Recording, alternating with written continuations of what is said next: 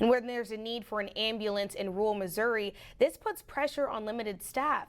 Marcus Clem tells us how this affects the entire region.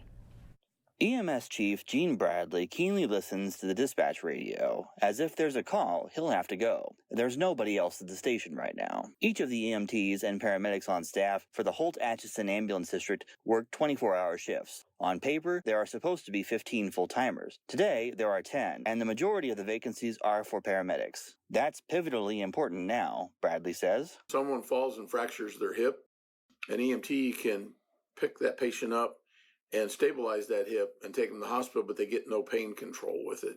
A paramedic, have the ability to start an IV and give them pain control before we move them and help manage the pain on the way to the hospital.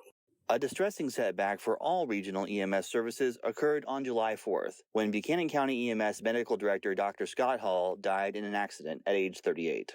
Because Hall had advanced his own training to the level of a physician, while remaining an ambulance-focused professional, he represented the future, in Bradley's eyes, of a more advanced, more capable industry. The part that gets my dander up more than anything is when I see that people talk about an ambulance is just a ride. There is so much goes on in the back of an ambulance, and we have so many abilities to affect patient care and their outcomes. The underlying problem is that it takes at least 2 years to train up a paramedic. The nearest university capable of doing so is the University of Missouri, Kansas City. In response to the ongoing national shortage, which is dire, services are having to undergo steps that they didn't contemplate before. A lot of the services in our state are even having to decrease the level of service that they provide because they cannot keep a paramedic on staff 24/7.